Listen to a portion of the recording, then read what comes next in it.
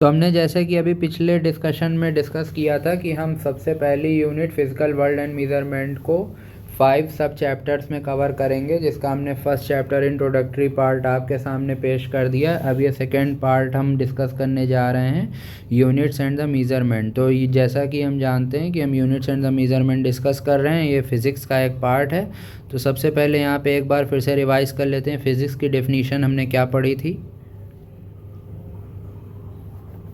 तो जैसा कि हम जानते हैं कि फ़िज़िक्स जो होती है वो ब्रांच ऑफ साइंस होती है जो कि डील करती है with the study of nature and the natural phenomena. अब यहाँ पे इस सेकंड चैप्टर में यूनिट्स एंड द मेजरमेंट्स में हम कुछ नई टर्मिनोलॉजीज़ को देखते हैं, उनके बारे में एक शॉर्ट सा इंट्रोडक्शन ले लेते हैं। उसके बाद हम इनसे रिलेटेड इस चैप्टर से न्यूमेरिकल लगाना शुरू करेंगे, जो कि हमारे नीट एग्ज़ाम्स का मेन फोकस होता है। आप समझ रहे हैं 45 क्वेश्चंस हमारे नीट एग्ज़ाम्स में आते हैं फिज़िक्स में, जिसमें ऑलमोस्ट 30 क्वेश्चंस आपके न्यूमेरिकल वाले होते हैं और 15 क्वेश्चन कॉन्सेप्चुअल या फिर आप कह सकते हैं थ्योरेटिकल पार्ट से हो सकते हैं। तो हमारा दोनों ही चीज़ों को हम पैरेलली लेके चलते हैं। आपका थ्योरेटिकल पार्ट भी कवर होता रहे, इसलिए थोड़ी बहुत आपको थ्योरीज भी हर सेक्शन की हम एक्सप्लेन करते रहेंगे। उसके बाद हमारा जो मेन फोकस रहेगा वो रहेगा न्यूमेरिकल पे। तो सबसे पहला टर्म जो इस चैप्टर में हम डिस्कस करते हैं वो है मास। तो मास क्या होता है? तो अब जब हम मास की बात करेंगे तो मास के बारे में आपको पता होना चाहिए, किसी भी बॉडी का जो मास होता है वो उस बॉडी के अंदर जो मैटर प्रेजेंट होता है, the quantity of matter in the body. Means कोई भी एक बॉडी है, फॉर एग्जांपल आप एक एग्जांपल ले लेते हैं, एक पंख का एग्जांपल ले लेते हैं, एक चिड़िया के पंख का एग्जांपल ले लेते हैं। तो उस पंख के अंदर भी कुछ ना कुछ तो मैटर होता है ना। तो उस पंख का भी एक पर्टिकुलर मास है, भले वो मिलीग्राम में आए, माइक्रोग्राम में आए, पिकोग्राम में आए, लेकिन उसका मास है। मतलब वो कभी भी ज़ीरो नहीं हो सकता। अगर कोई एक बॉडी है जो एग्जिस्ट कर रही है, इसका मतलब उसके अंदर कुछ मैटर होगा, इसका मतलब किसी भी बॉडी का मास कभी भी ज़ीरो नहीं होगा। जो मोस्ट कॉमन यूनिट हम मास के लिए यूज़ करते हैं वो है केजी। अब 1 kg की एक इंटरनेशनल डेफिनीशन है, एक इंटरनेशनलाइज्ड डेफिनीशन है, जिसको आप कह सकते हैं एक स्टैंडर्ड डेफिनीशन है। ऑल्दो हमारी जो 7 फंडामेंटल यूनिट्स हैं सबकी एक स्टैंडर्ड डेफिनीशन है, हम सबकी डिटेल में नहीं जाएंगे, लेकिन यहाँ पे हम आपको मास के बारे में बता देना चाहेंगे। 1 kg किसे कहते हैं, ये एक आध बार बहुत रेयरली किसी एग्ज़ाम में सवाल आ चुका है कि 1 kg इज़ डिफाइंड एज, या फिर 1 kg की डेफिनीशन दे दी थी क्वेश्चन में और ये लिखा था कि ये क्या है, 1 kg है, 1 लेंथ है, 1 ग्राम है। इसलिए आप 1 kg की डेफिनीशन को एक बार यहाँ पे देख लेंगे। तो 1 kg की जो स्टैंडर्ड डेफिनीशन है वो क्या है, 1 kg was defined as the mass of a cubic decimetre of water at 4 degree Celsius. तो इसको यहाँ पे देख लेते हैं क्या है 1। तो 1 kg क्या है, 1 kg is mass of cubic decimetre of water at 4 degree Celsius. अब इसके बाद जो अगला टॉपिक हम देखते हैं, अगली हमारी हेडिंग है लेंथ। लेंथ क्या होती है? सबसे पहले बेसिक चीज़ लेंथ होती है, इसको डिफाइन कर सकते हैं डिस्टेंस ऑफ सेपरेशन। किसी भी बॉडी की जो लेंथ होगी उसके दो जो एक्सट्रीम पॉइंट्स हैं, फॉर एग्जांपल अगर आप ये रॉड ले लेते हैं तो इसकी लेंथ क्या होगी, एक एक्सट्रीम पॉइंट इसका ये, एक एक्सट्रीम पॉइंट इसका ये है। या एक इंसान ले लेते हैं, ये पड़ा है इंसान, ये इंसान पड़ा, ये इसके 2 हाथ हो गए, ये इसकी लेंथ क्या होगी इस इंसान की, ये जो 2 एक्सट्रीम पॉइंट्स हैं इस इंसान के, ये इसकी लेंथ होगी। या फिर ये एक एनाकोंडा ले लेते हैं, ये एनाकोंडा ले लिया, तो इसकी लेंथ क्या होगी, इसके 2 एक्सट्रीम पॉइंट्स के बीच में जो डिस्टेंस ऑफ सेपरेशन है उसी को कहते हैं लेंथ। तो यहाँ पे इसको एक बार लिख के भी प्रैक्टिस कर लेते हैं। ये हो गई हमारी लेंथ की definition, distance of separation between any 2 points at the extreme end of object. अब इस टॉपिक का जो सबसे इम्पॉर्टेंट डिस्कशन आता है वो है फंडामेंटल यूनिट्स। जैसा कि आपको पता है 7 फंडामेंटल यूनिट्स होती हैं हमारे नेचर में।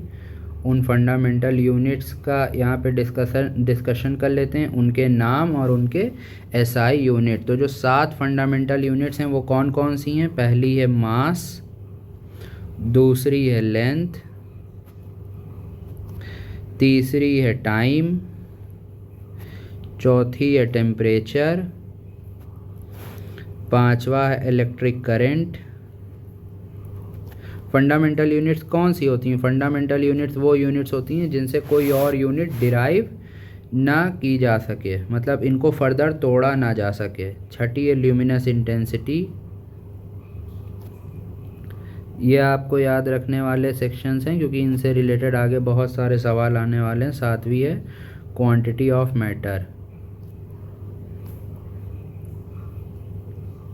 अब इसकी एसआई यूनिट्स क्या हैं और उसके सिंबल क्या हैं वो देख लेंगे यहाँ पे। एसआई यूनिट, मास की एसआई यूनिट है केजी, लेंथ की है मीटर, टाइम की है सेकेंड, टेम्परेचर की है केल्विन, करंट की है एम्पियर, ल्यूमिनस इंटेंसिटी की है कैंडेला। ल्यूमिनस इंटेंसिटी जो है वो लाइट की यूनिट है और अमाउंट ऑफ सब्सटेंस या फिर क्वांटिटी ऑफ मैटर की है मोल। अब इसके सिंबल्स देख लेते हैं क्या क्या हैं।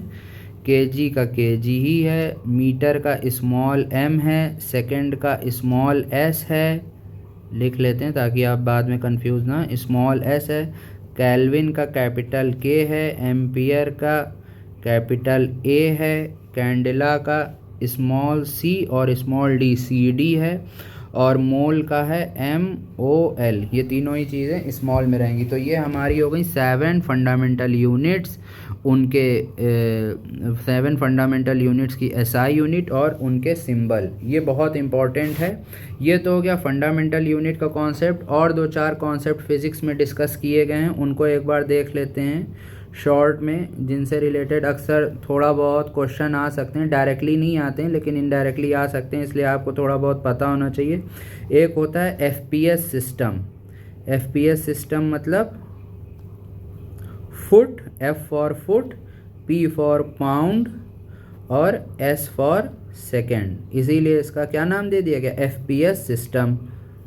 तो FPS सिस्टम में फुट काहे की जगह होती है, लेंथ में। इसमें मीटर की जगह क्या होती है, इसकी जो मीटर की जगह इसकी यूनिट होती है फुट, और पाउंड वेट में केजी की जगह, मास में केजी की जगह जो इसकी यूनिट होती है वो होती है पाउंड, और सेकंड टाइम की यूनिट SI यूनिट की तरह सेम रहती है। अगला एक सिस्टम होता है CGS सिस्टम। इन सारे टॉपिक्स पे आपसे इनडायरेक्टली सवाल आते हैं, इसलिए आपको इसके बारे में यहाँ पे इंट्रोडक्शन दिया जा रहा है। CGS सिस्टम में जो लेंथ की यूनिट होती है वो होती है सेंटीमीटर, और जो वेट की यूनिट होती है वो होती है ग्राम, और जो टाइम की यूनिट होती है वो सेम रहती है SI यूनिट की तरह, वो होती है सेकेंड। और ये CGS, इसीलिए इसको क्या सिस्टम कहा गया है, CGS system, centimetre, gram and second. उसके बाद जो तीसरा इम्पॉर्टेंट सेक्शन हमारे सवालों में अक्सर पूछा जाता है वो है MKS सिस्टम। MKS सिस्टम में देख लेते हैं, इसमें लेंथ की यूनिट क्या होती है, वेट की यूनिट क्या होती है, वेट या फिर मास की यूनिट क्या होती है, और टाइम की यूनिट क्या होती है।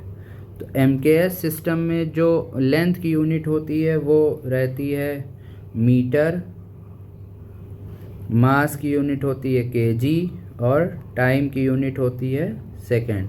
यही MKS सिस्टम हम यूज़ भी करते हैं अपनी डे टू डे वर्किंग में और सवालों को हल करने के लिए। अब उसके बाद ये जो फंडामेंटल यूनिट्स हैं, अब आगे हम एक इम्पॉर्टेंट सेक्शन देखते हैं, एक इम्पॉर्टेंट हेडिंग, एडवांटेज क्या होते हैं SI यूनिट के। Advantages of SI unit. SI unit जो हम डिफ़ाइन करते हैं उसका एडवांटेज क्या होता है। तो एडवांटेज यूनिट क्या होता है, एडवांटेज ऑफ SI यूनिट होता है, पहली बात तो ये सबसे कोहेरेंट होते हैं, रेशनल सिस्टम ऑफ यूनिट होते हैं, एब्सोल्यूट होते हैं, मींस ये रिलेटिव एनवायरनमेंट के हिसाब से बदलते नहीं हैं। इनकी जो वैल्यू इंडिया में है वही वैल्यू इनकी पाकिस्तान में है, वही वैल्यू इनकी स्पेस में है, और ये मैट्रिक सिस्टम ऑफ यूनिट्स होते हैं। तो ये जो 4 हैं ये हमारे एडवांटेजेस ऑफ SI यूनिट हैं। अब इसके बाद हम इम्पॉर्टेंट प्रैक्टिकल यूनिट्स की बात कर लेते हैं, कुछ मैक्रो मेज़रमेंट्स की बात हम करते हैं जिनसे रिलेटेड एग्ज़ाम में सवाल आ चुका है। उन मैक्रो मेज़रमेंट्स की जो 3 हेडिंग हैं जिसको हम डिस्कस करना चाहेंगे वो है लाइट ईयर, एस्ट्रोनॉमिकल यूनिट या फिर पारसेक। तो सबसे पहले हम बात करते हैं एस्ट्रोनॉमिकल यूनिट की। एस्ट्रोनॉमिकल यूनिट, ये इसकी डेफिनेशन क्या होती है? ये होती है average distance of centre of sun from centre of earth. ये हमारी एक मैक्रो यूनिट होती है। इसकी वैल्यू क्या होती है? 1 astronomical unit equal to 1.496 into 10⁻11 metre, या फिर इसको आप एक मोटा मोटा कह सकते हैं 1.5 इंटू 10⁻11 मीटर। ये वैल्यू आपको याद रखनी है। बस आप समझ लिए आपकी असली फ़िज़िक्स अब शुरू हो चुकी है, लगभग माहौल बना रही है शुरू होने का। Physics is a total game of numerical. अगर आपने न्यूमेरिकल में महारत हासिल कर ली, समझ लिया आपने फ़िज़िक्स उखाड़ कर फेंक दी। अगला जो मैक्रो यूनिट है डिस्टेंस की, वो है हमारी लाइट ईयर। तो लाइट ईयर क्या होती है? एक light year it is the distance covered by light. Light आप जानते ही हैं, लाइट अपनी स्पीड पे चल रही है टाइम, तो it is the distance covered by light in 1 year. Distance covered by light in 1 year. तो अगर लाइट अपनी स्पीड पे चलती रहेगी तो 1 साल में वो जिस डिस्टेंस कवर करेगी उसी को कहते हैं 1 लाइट ईयर। इसकी वैल्यू होती है 9.46 इंटू 10⁻15 मीटर। ये ध्यान रखना है आपको, 1 लाइट ईयर की वैल्यू क्या होती है। अगला सबसे इम्पॉर्टेंट, पार्सेक। एक पार्सेक क्या होती है? एक पार्सेक में होते हैं 3.1 इंटू 10⁻16 मीटर। मीन्स जो सबसे बड़ी यूनिट होती है डिस्टेंस की वो होती है पार्सेक। उसके बाद आता है लाइट ईयर और उसके बाद आता है एस्ट्रोनॉमिकल यूनिट। तो एक पार्सेक में 3.1 इंटू 10⁻16 मीटर होती है डिस्टेंस एक पार्सेक की।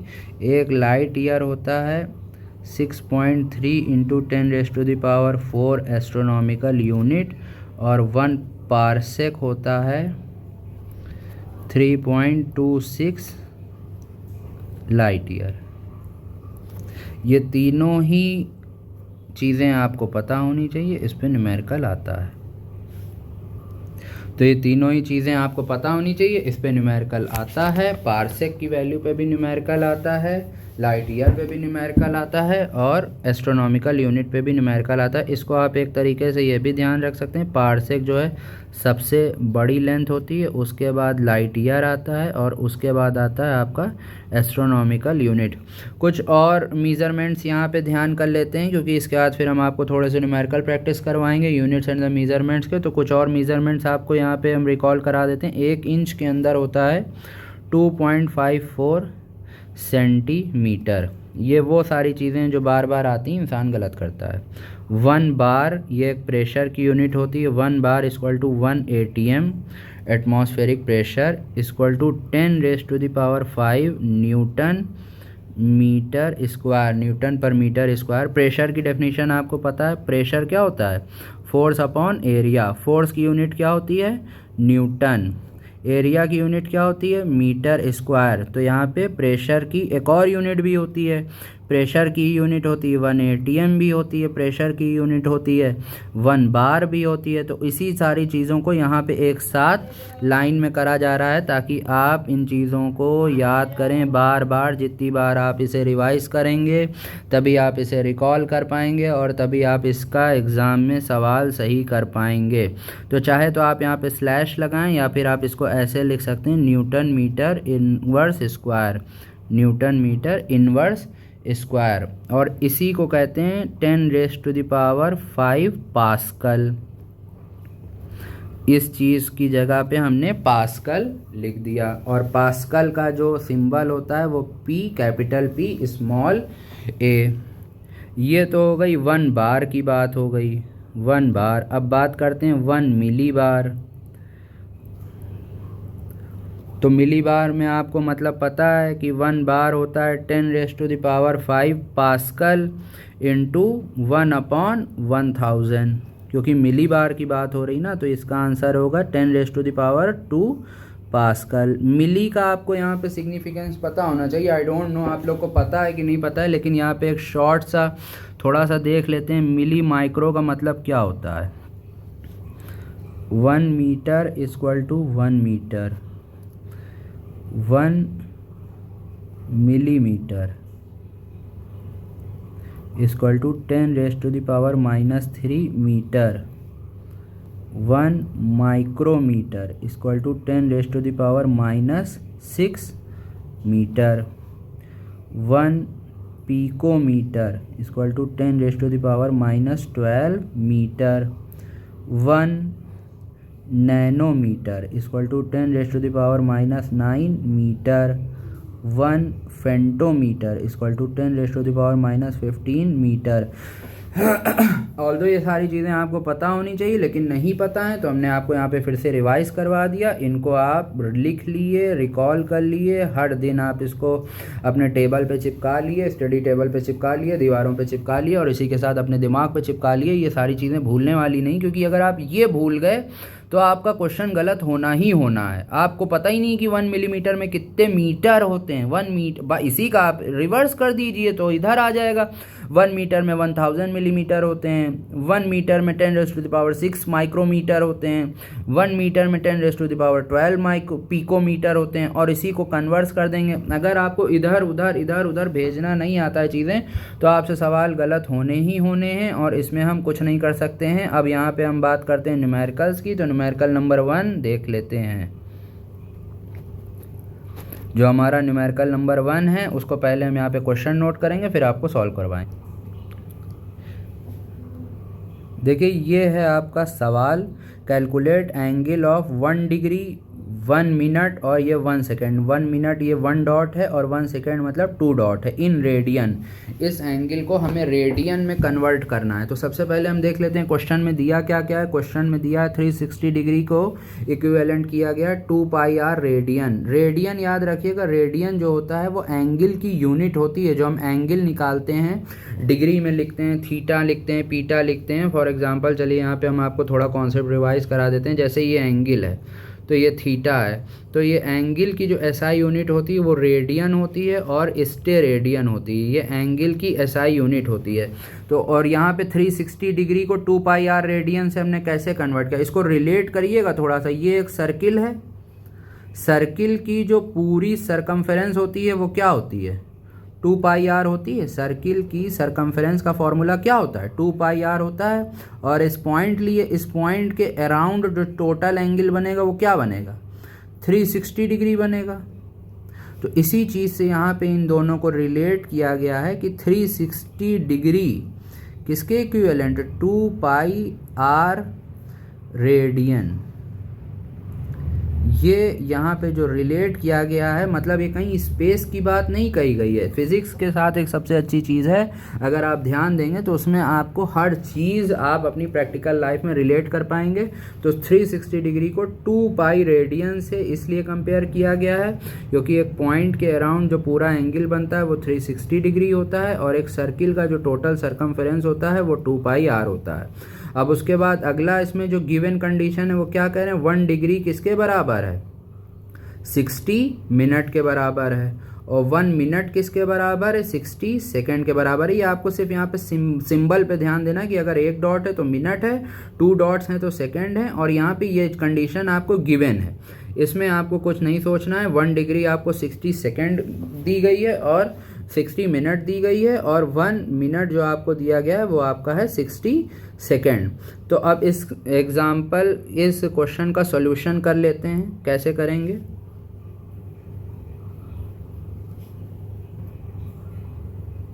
तो सबसे पहले तो हम सॉल्व करते हैं ए को। ए में हमारे पास क्या गिवन है? 1 डिग्री। क्या दिया गया है? 360 डिग्री क्या किसके बराबर है? 2π रेडियन के। तो 1 रेडियन कितना हुआ? 360/2π। 2 1 = 2, 180। 1 रेडियन किसके बराबर हुआ? 180/π।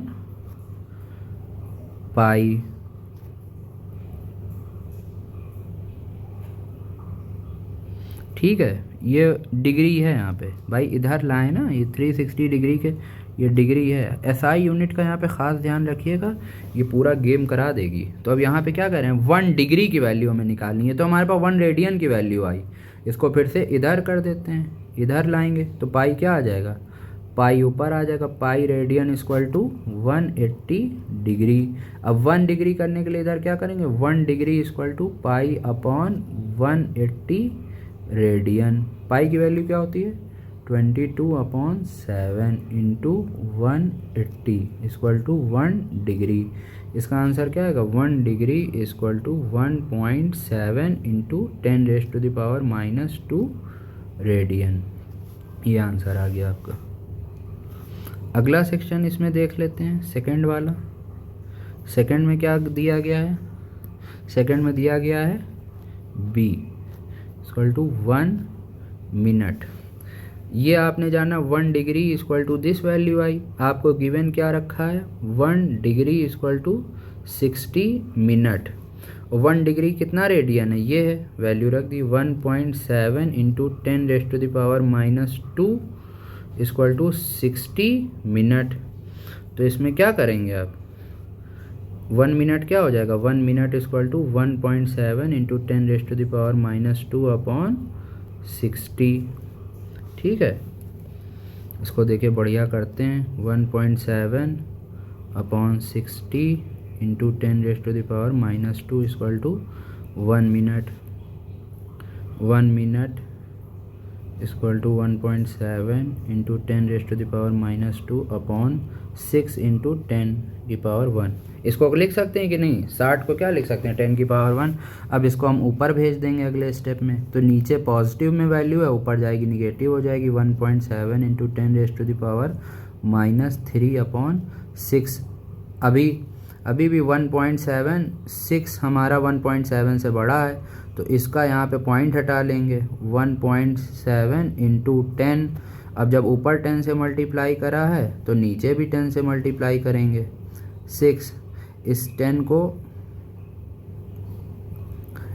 को इधर मल्टीप्लाई कर देंगे और इस 10 को ऊपर लिए जाएंगे, तो 17 इंटू 10⁻⁻4 अपॉन 6। इसकी वैल्यू क्या आ जाएगी, 6 2 12 पॉइंट 5 17 6 8 48 से जाएगा 36। 2.6 इंटू 10⁻⁻4 2.6 इंटू 10⁻⁻4 रेडियन। ये आपका आंसर आ गया 1 मिनट का, ये 1 मिनट का आंसर आ गया।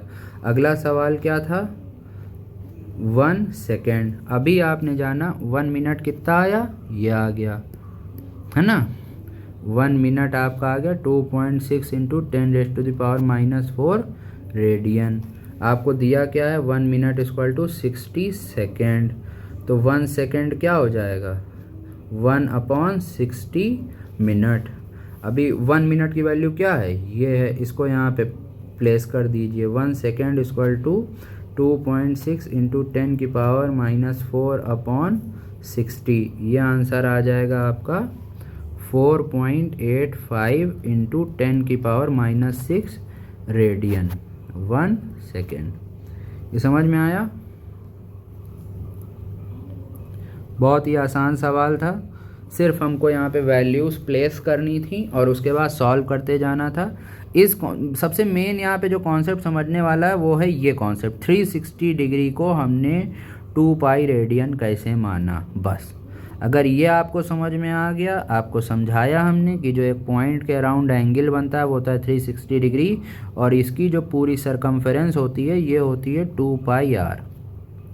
आर की जगह यहाँ पे आर जो रेडियस होता है उसकी जगह हमने रेडियन एंगल ले लिया। ठीक है, तो ये हो गया न्यूमेरिकल नंबर 1। अब हम उसके बाद देखते हैं न्यूमेरिकल नंबर 2। यहाँ पे देखिए आपको बेसिकली इस चैप्टर में हमने समझाई है यूनिट्स एंड मेजरमेंट्स, मतलब मास की यूनिट, टाइम की यूनिट, लेंथ की यूनिट। तो यहाँ पे जो न्यूमेरिकल्स हैं वो भी बहुत बेसिक हैं और आपको यहाँ पे उन यूनिट्स का यूज़ करना सिखाया जा रहा है। आपको समझ ले, अभी ये जो आपको सवाल लगवाया ये रेडियन और स्टेरेडियन वाला, ये रेडियन वाला जो सवाल होता है ये बहुत रेयर होता है। ये चांस होता है कि बहुत रेयर अगर इस यूनिट से कोई सवाल आता है तो ये सवाल आ सकता है। ये टिपिकली बहुत कठिन और थोड़े से डिफरेंट सेक्शंस वाले सवाल माने जाते हैं, तो इस तरीके के सवाल आते नहीं हैं। लेकिन आपको ये पता होना चाहिए कि 1 मिनट के अंदर 60 सेकेंड होते हैं और 1 डिग्री के अंदर 60 मिनट होते हैं। ये चीज़ें आपको पता होनी चाहिए। यहाँ पे वैल्यूज़ इतनी इम्पॉर्टेंट नहीं है जितने यहाँ पे आपके ये कॉन्सेप्ट हैं कि आपको ये पता होना चाहिए। और ये सवाल आपको सिर्फ इसलिए लगवाए जा रहे हैं ताकि जो आपको पढ़ाया गया है अभी यूनिट्स एंड मेजरमेंट्स, आप उन यूनिट्स को यूज़ करना सीख लें। अगला सवाल क्या है? Calculate the number of light year in 1 metre. ये देखिए उल्टा करके सवाल पूछ लिया गया। आपको हमने क्या पढ़ाया था? लाइट ईयर क्या होती है? एक साल में एक लाइट अपनी रफ्तार से चलते हुए जितनी डिस्टेंस कवर करेगी उसको ही क्या कहते हैं? Light year. 1 लाइट ईयर में कितने मीटर होते हैं? 1 light year equal to 9.46 into 10⁻15 metre. तो अब यहाँ पे क्या पूछ रहा है? 1 मीटर में कितने लाइट ईयर होते हैं? इसको इधर चेंज कर दिए, इसको इधर लाएंगे तो ये इधर ऊपर है, इधर ही आएगा, डिवाइड हो जाएगा। 1 metre equal to 1/9.46 into 10⁻15 light year. इसकी वैल्यू क्या होगी? इसको जब हम सॉल्व करेंगे तो इसका आंसर आएगा 1.05 इंटू 10⁻16 लाइट ईयर। यहाँ पे हमने आपको सॉल्व करके नहीं दिखाया, बहुत बेसिक सा सॉल्व होगा, बहुत बेसिक सा सॉल्यूशन है। सिर्फ इधर से उधर वैल्यूज़ चेंज करते रहेंगे, मल्टीप्लिकेशन है, डिवीज़न है। आपको यहाँ पे हम एक्सपेक्ट कर रहे हैं कि आप नीट की तैयारी कर रहे हैं तो आपको मैथ लगाना तो आती होगी। फिज़िक्स में बहुत एलिमेंट्री मैथमेटिक्स ही यूज़ होती है, बाकी इसमें मेनली यूज़ होते हैं कॉन्सेप्ट्स। तो आपको यहाँ पे जो मैथ लगानी है वो बहुत बेसिक है। मेन चीज़ आपको समझना है कि लगाना कैसे है। अगला जो इसमें थर्ड सवाल है, इसमें मास ऑफ इलेक्ट्रॉन दिया है। कितना दिया है? 9.31 इंटू 10⁻³ kg। ये आपको जानना भी है। मास ऑफ इलेक्ट्रॉन कितना होता है? 9.31 इंटू 10⁻³ kg। ये मास ऑफ इलेक्ट्रॉन होता है। आगे भी कई न्यूमेरिकल में इसका सवाल आएगा। अब ये पूछ रहे हैं 1 kg में कितने इलेक्ट्रॉन्स होंगे? एक इलेक्ट्रॉन का वेट कितना है? 9.31 into 10⁻³ kg। Mass of electron, या यूँ कहें एक इलेक्ट्रॉन का जो मास है ये 1 इलेक्ट्रॉन है। ये है 1 इलेक्ट्रॉन। इसका मास कितना है? 9.31 इंटू 10⁻³ kg। तो 1 kg में कितना होगा? 1/9.31 into 10⁻³ 1 kg equal to 1/9.31 into 10⁻³ इसको ऊपर लाएंगे तो वैल्यू प्लस में आ जाएगी। 10⁻31/9.31, एक 10 हम इससे बाहर निकाल लेंगे तो 10 इंटू 10⁻30/9.31। अब यहाँ पे हम डिवाइड कर देंगे 1 ज़ा, उसके बाद आएगा 6 9 6 9 9 7 63 1.7 समथिंग करके आंसर आएगा। इसका आंसर आएगा 1.1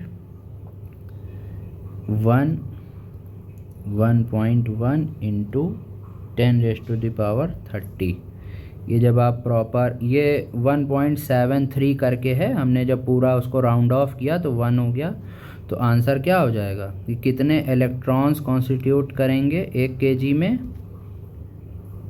1.1 इंटू 10⁻30 इलेक्ट्रॉन्स। तो ये तो हो गए हमारे बेसिक न्यूमेरिकल इस टॉपिक से, यूनिट्स एंड द मेजरमेंट्स। अब इसके बाद हम डिस्कस कर लेते हैं कुछ कॉन्सेप्चुअल क्वेश्चंस जिनसे रिलेटेड सवाल आ सकता है, या जो टॉपिक से रिलेटेड आपको चीज़ें पता होनी चाहिए। ये बहुत ही बेसिक यहाँ पे 3 न्यूमेरिकल लगवाए। इतना अगर आपने समझ लिया तो आप समझ लिया आप फिज़िक्स के आगे चीज़ों को भी बहुत ईज़िली क्लियर कर सकेंगे। सबसे पहला क्वेश्चन क्या है? सबसे पहला क्वेश्चन है कि एसआई यूनिट ऑफ जूल जो है उसको फंडामेंटल यूनिट में बनाना है। SI unit of joule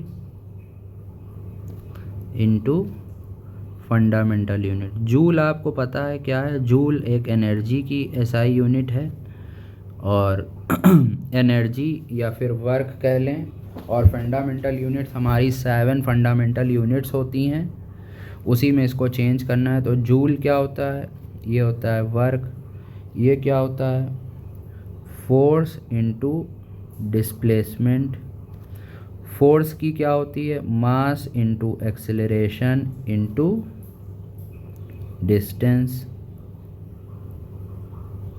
acceleration की क्या होती है मास इनटू, मास को यहाँ पे कैपिटल एम कर लेते हैं नहीं तो कन्फ्यूजन होगी, मीटर पर सेकेंड स्क्वायर इनटू मीटर। यहाँ पे जो m है ये लेंथ के लिए है, और ये m कैपिटल M जो है मास के लिए है वो, या फिर हम इसको मास की जगह लिखते हैं kg और सूटेबल रहेगा, kg इंटू मीटर पर सेकेंड स्क्वायर इंटू मीटर। तो मीटर मीटर मल्टीप्लाई करके क्या हो जाएगा kg metre square second square inverse.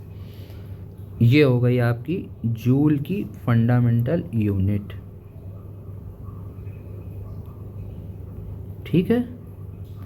अगला जो सेकंड कॉन्सेप्चुअल सवाल आता है या आ सकता है इस सेक्शन से, वो क्या आ सकता है, डिफरेंस पूछ रहे हैं, डिफरेंस नैनोमीटर। सिर्फ सिंबल्स दिए हैं, ये तो हम आपको बता रहे हैं, वहाँ पे सिर्फ सिंबल्स दिए हैं क्वेश्चन में, आपको कोई बोल के नहीं समझाएगा। इसका क्या मतलब हुआ, ये है small N small M, small N small M का मतलब हुआ नैनोमीटर, ये है स्मॉल एम कैपिटल एन, इसका मतलब है मिली न्यूटन, और इसका मतलब है न्यूटन मीटर। इसी को एक्सप्लेन करने को कहा जा रहा है। ये सब आप कब जान पाएंगे, जब आप ढेर सारे सवाल लगाएंगे। ये है आपका नैनोमीटर। 1 नैनोमीटर कितने के बराबर होता है, आपको बताया है अभी हमने ऊपर बॉक्स बना के, 10⁻⁹ मीटर -9 मीटर मिली न्यूटन। मिली का मतलब आपको क्या बताया था, मिली का मतलब होता है 10⁻⁻3। तो यहाँ पे क्या हो जाएगा 10⁻⁻3 न्यूटन। अगला क्या है न्यूटन मीटर, और ये न्यूटन मीटर क्या होती है, ये वर्क की यूनिट होती है। ये ध्यान रखिएगा, एग्जाम्पल जो क्वेश्चन सवाल आया था एग्ज़ाम में वो ऐसे ही आ गया था, न्यू nm लिखा था, स्मॉल nm लिखा था, स्मॉल m कैपिटल N लिखा था, और कैपिटल N स्मॉल m लिखा था। ये तो आपको पता होना चाहिए ना, सवाल आप लगाते हैं, चीज़ें आपको पता होनी चाहिए, वहाँ कोई आपको बोल के एक्सप्लेन थोड़ी ना करेगा। अगला कॉन्सेप्चुअल क्वेश्चन जो इस सेक्शन से आप देख सकते हैं कि जो magnitude of a quantity, magnitude never changes, magnitude कभी भी बदलता नहीं है, सिर्फ एसआई यूनिट बदलती है। ठीक है। अगला पॉइंट देख लेते हैं क्या है,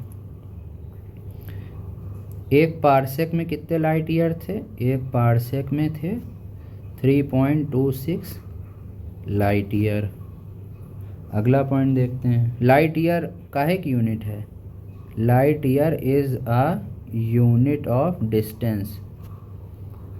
सवाल आया था कि क्या लाइट ईयर एक टाइम की यूनिट है, क्योंकि देखिए इसमें लाइट ईयर लिखा है तो बहुत से लोग कंफ्यूज हो सकते हैं, लेकिन जिनको लाइट ईयर की डेफिनीशन पता होगी तो लाइट ईयर क्या है, लाइट ईयर एक डिस्टेंस की यूनिट है। इसकी वैल्यू क्या होती है, 1 light year equal to 9.46 into 10⁻15 metre. तो जब यहाँ पे मीटर आ रहा है तो इसका मतलब ये काहे की यूनिट है, ये लेंथ की यूनिट है, ये डिस्टेंस की यूनिट है, ये टाइम की यूनिट नहीं है। अगर टाइम की यूनिट होती तो यहाँ पे सेकंड होता। अगला जो कॉन्सेप्चुअल क्वेश्चन इस सेक्शन से आ सकता है, एंगस्ट्रॉम। एंगस्ट्रॉम ध्यान रखिएगा, ये आगे आपके फिजिक्स के कई न्यूमेरिकल्स में एंगस्ट्रॉम यूज़ किया जाएगा, या फिर ये ऐसे लिखा होगा 1 एंगस्ट्रॉम। इसकी वैल्यू होती है 10⁻⁻10 मीटर। ये आपके वेव एंड ऑसिलेशन वाले चैप्टर में भी आएगा, एंगस्ट्रॉम टर्म आएगा, तो आपको वैल्यू पता होना चाहिए कि एक एंगस्ट्रॉम के अंदर कितने मीटर होते हैं।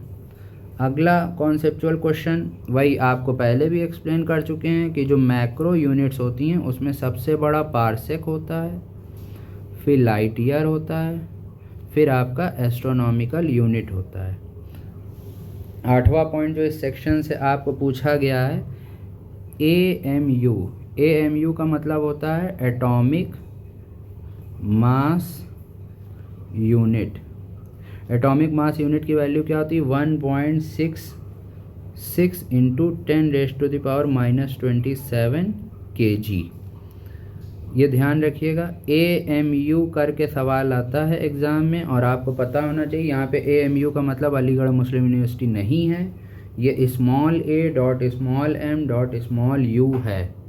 अगला जो इम्पोर्टेंट कॉन्सेप्चुअल इस सेक्शन से आपको ध्यान रखना है, एक बार क्या होता है, बार काहे की यूनिट होती है, प्रेशर की यूनिट होती है। ATM, एक ATM किसके बराबर होता है 760 mm ऑफ Hg। ठीक है। अब टॉर क्या होता है, टॉर जो होता है 1 torr equal to 1 mm of Hg। तो फिर जाहिर सी बात है यहाँ पे इस चीज़ को बाई mm ऑफ Hg को इससे रिप्लेस किया जा सकता है।